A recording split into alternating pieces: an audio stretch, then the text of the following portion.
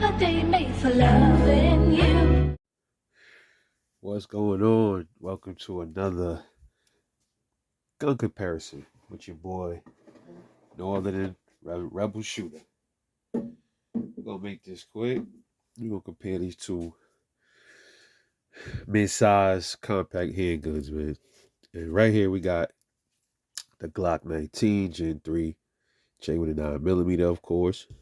And then right here we got a Smith Wesson Sd9Ve, chain with a 9. Okay, both these guns have some kind of relation. They have a little bit of, let me move the Rebel scale out of the way. These guns have a little bit of history in a sense, or particularly not particularly the Glock 19, the Glock in general, and Smith & Wesson, particularly a gun that is related to this gun. Uh, the SD9 is the son of the Sigma pistol. You can see the resemblance. I used to have a Sigma, actually. That was my first handgun. Don't know why I got rid of it. Just one of those things. The trigger was horrible. That was my first handgun I bought when I moved down here. Should have kept it for a sentimental value, but that's what it is. It happens. But anyway, this pistol was pretty much Smith & Wesson's. Well, the Sigma was. It was Smith & Wesson's first dig at really a striker fired pistol. I don't remember it ever being any other striker fires before the Sigma pistols. I think before that, Smith & Wesson was making hammer fires, the 59 series pistols, those type of pistols. But then Smith & Wesson figured out, well, maybe I could come out with a gun let's just try striker fire. And what other pistol to mimic other than a Glock?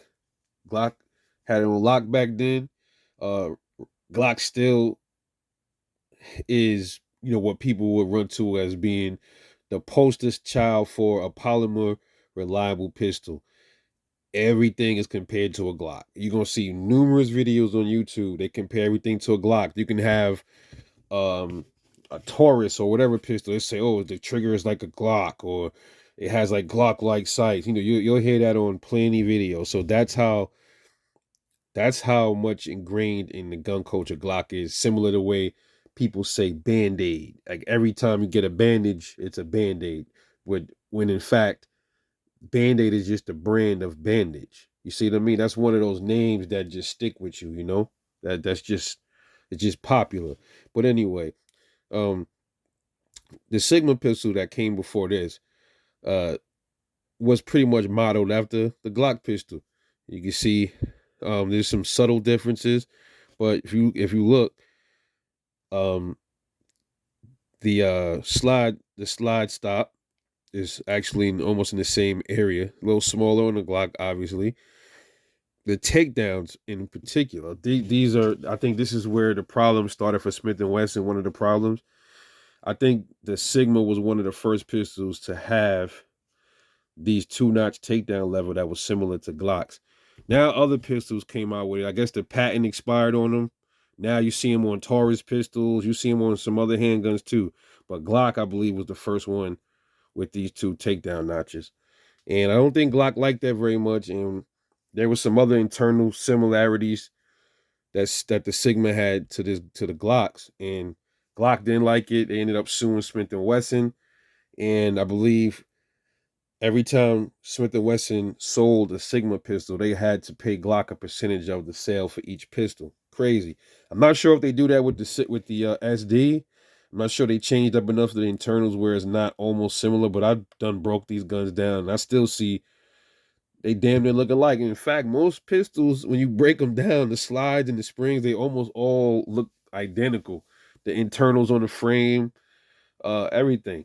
But just a little history for those that is new to pistols and would like to know a little bit of history. That's all. But let's compare these real quick, man. We have the Smith & Wesson SD9 and the Glock 19 Gen 3. And if you want to get technical, you can even call this a Sigma Gen 3 as well, because they had a SW-V, I believe, and then they had an SW-VE, and then now you have SD9VE. All right, so let's compare them. Let's compare the height of these pistols. We're gonna talk about the external features. Then we're gonna get into the triggers and stuff. Okay, the dimensions. As you can see here, the Sigma is quite a bit taller than the Glock 19. Even, if I take the magazine out, it wouldn't matter. Still taller. It sits taller. The Glock has a lower bore axis. As you can see, it's definitely a taller pistol. Slide-wise, both of these are what you would call compact pistols. 4-inch barrels. But as you can see right there, Smith & Wesson, the SD9 is a little longer than the Glock 19. A little bit longer.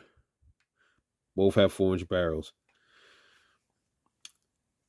Sights. Glock U-style trigger, U-style sights in the back.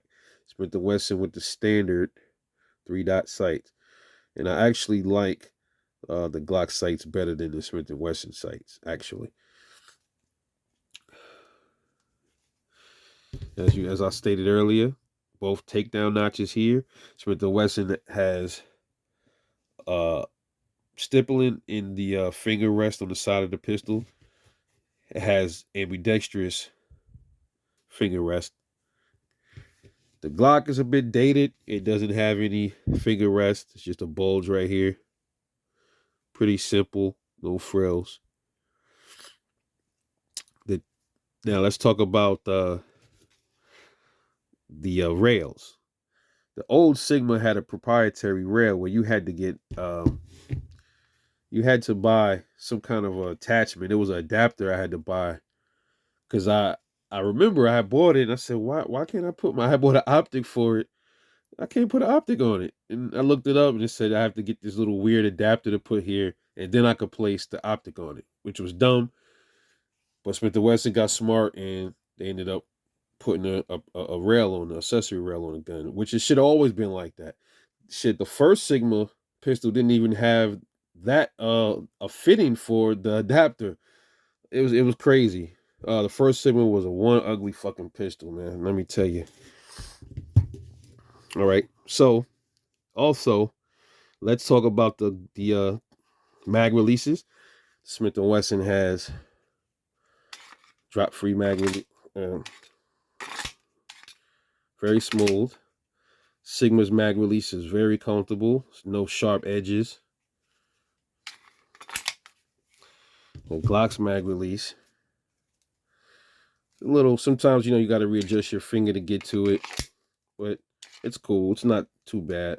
I actually like the Gen 3 mag release more than the Gen 4s. A lot of people like the Gen 4s. I like the Gen 3's mag release better. Triggers. Oh, let's check the guns first. Glock, standard, well, in my state, comes with 15-round magazines. Smith & Wesson, standard, in my state, comes with 2 16-round magazines. So the edge on mag capacity definitely goes with Smith & Wesson. The triggers on these guns, a lot of people frown at the Glock trigger. Breaks a little long.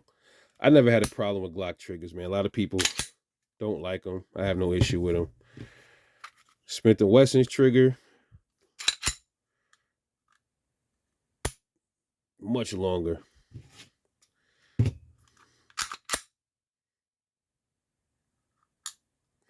Say the resets is about the same.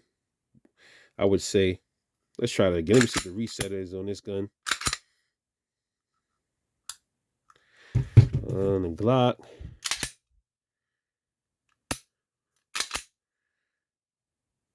I don't know. Glock's reset's much easier, much shorter reset. Glock trigger definitely trumps the Smith & Wesson's trigger. Now, if anybody was familiar with the Sigma, you would know The Sigma had a terrible trigger, man. People had to put trigger kits in their guns. The Sigma had like I think a 10 pound or 11 pound trigger. Horrible trigger. They definitely softened it up a little bit in this gun, but it's still not much of a good trigger. I would say this is about 8 pounds. I don't have a trigger gauge here. I would say the trigger's about 8 pounds, man, 7 to 9 pounds. Still not a excellent trigger at all by any means. Glock trigger. When people talk shit about the Glock trigger, this trigger is still much better than the SD9's trigger. Let's see how heavy these things is. All right. So Smith Wesson Sd9Ve unloaded with 116-round magazine in it. It's gonna weigh about 1 pound 6 ounces. Okay. So if you do your math, that's 22 ounces. All right. Now the Glock 19 Gen 3 with a 15-round magazine, standard, empty mag, 1 pound 7 ounces, 23 ounces. So the Glock 19 is a smidget an ounce heavier than the Sigma, and you can feel it. You can definitely tell that the 19 is heavier. It just feels like it's just built a little bit better. And then widths, I would say, the Smith & Wesson is a little bit more curved at the top. The Glock's more blocky. But I would say as far as width, the Glock is a little bit wider. Just a little bit. The grip. Now, let me talk about the Glock grip. I love this. This is my favorite gun in the world, man. This gun is 11 years old. She's never gave me near a problem. I never had a problem with the grip. I guess when I was a little younger, I was a little lighter. The grip was always good. It always felt good in my hand. It still does. But the problem I have with Glocks, with the Gen 3s, well, I have to go try the Gen 4 again, but I think it's particularly on these. But the problem I have with Glocks is right here. The way where the trigger guard meets the frame, how it curves down. And you can see some people, it doesn't cause an issue. Even I don't have really big hands, but sometimes even when you shoot it for a while, right here start to dig into your finger. It does that. Sometimes, not all the time. Sometimes it does, and I'll have to pause shooting and rub. Sometimes it'll get like a little tender right here. The Smith & Wesson solved that. It's non-existent. It is much comfortable to hold this gun in the Glock. It's two reasons why. First of all, the grip is a little bit longer. It's a little bit longer than the Glock 19s. But as you can see here, the trigger guard is straight. It goes straight across. But the Glocks, you see the curve?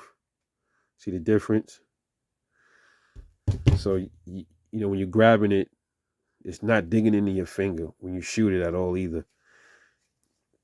Very comfortable gun. I would say out of all the handguns I own, this was like the third most comfortable handgun. First would be the PX9. The Taurus would be like the second. I love how the Taurus G2C. So those are the most comfortable handguns that I own currently. These two guns are also on different price points. One is a budget pistol. This is going to run you, I say low end, brand new, probably like 250, maybe to like 280 something. You might even some places you might get them for 300 if they got like other stuff with it. This one came with a Crimson Trace. I only paid like 275, I think, for it. Glock 19 Gen 3, I paid $520, $525 for it back in 2011. So this is not really what you would consider a budget gun. This is like a moderately priced pistol. And you're gonna get these, like they have a Gen 5 out now. So Gen 5s obviously cost about $30 more. So you can get these new for about $515. $515 to like maybe $525. The Glock 19 Gen 5s are gonna run you maybe about $540 to $560. if it's not the MOS version and all that stuff like that. So, you know, my personal pick, this is my home defense gun, by the way, but my personal, if I sat, and, I sat down, looked at these guns, picked them up, played with them a little bit, which one would I choose over the other? To be honest, the reliability and improving this goes with the Glock, absolutely. Smith and Wesson, the Sigmas weren't really known to be shitty guns either. They just had the early Sigmas, like the Sigma 380 was a disaster, but the 9s and the 40s, they were pretty good. Right? It just had a terrible trigger. I never really heard of a lot of reliability issues with the Sigmas. I had a Sigma, like I said, I had her for like a year, and I shot her. I only put like maybe 1,200, 1,300 rounds through it, and I mean she never gave me any problems. All right, so but still, with that being said, when it comes to proven reliability, man, when it comes to these polymer guns, I'm going with the Glock. I'm picking the Glock. That's not a dig at the Smith & Wesson. I haven't heard of any issues with the SDs. I haven't heard anybody complaining, calling them pieces of shit. I'm sure they have lemons out there. They have lemon Glocks too as well. But I'm putting my money on the Glock 19. Right. But if capacity is your thing, go with the Sigma.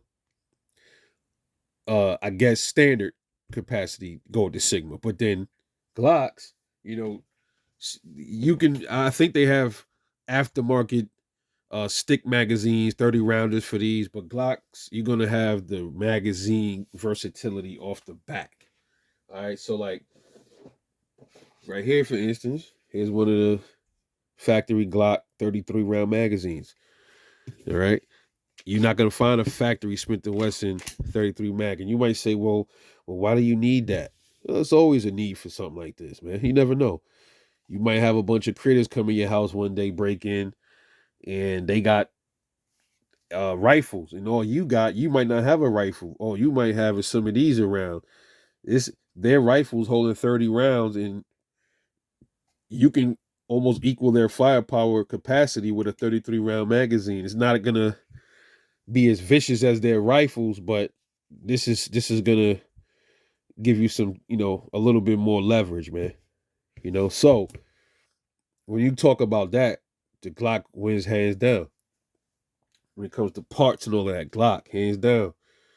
Um, Aftermarket accessories, Glock, absolutely. Okay, so my pick would be the Glock 19. You know what I mean? If price is the issue, you go with the Smith & Wesson SD9VE. That's all I'm saying. One more thing I want to compare is I want to talk about the safety features and all that. People say Glocks don't have safety. Yes, they do. The trigger hinges. This is the safety on the Glock. The whole trigger has to be depressed in order for it to fire. This thing absolutely will not fire at all. I've seen video if you don't press that trigger. I've seen videos of people throwing them off roofs, running them over, pulling them with pickup trucks with a loaded magazine, loaded chamber. Nothing happened to it. Didn't fire once. So that is the safety on the Glock pretty much. And it also has internal safeties as well too. It doesn't have any loaded chamber indicators and stuff like that. At least that I not on this one. I can't see any. No, not really. Some people I don't know if it's true. I think somebody told me when it's a round in the chamber that this will bulge out. Let's see, because I actually have a loaded magazine right here. So let's try that out. All these years I never knew that if that's proven to be the case. Can you see a bulge? It's a little bit. I don't know. Let's clear it. Check that out. Yeah, that is a little bulge. I can see the difference. So it is like, well, who pays attention to that? Who am I gonna pay attention to that? The Smith & Wesson has loaded chamber indicator at the top. And I think that's about it. It has a loaded chamber indicator at the top, at least for these type. You got those goofy states that have the guns got to have all of those chamber indicators and all that stuff cut out at the top and all that stuff. This is not one of those guns. All right. So overall, both are fine pistols. Both are great for home defense, even concealed carry. You can't go wrong with either one. But if I had a choice, I'm going with the Glock 19. Just my personal opinion. Anyway, I hope y'all enjoyed the video. This is your boy Rebel Shooter. I'll catch y'all later on the next one. And I'm out.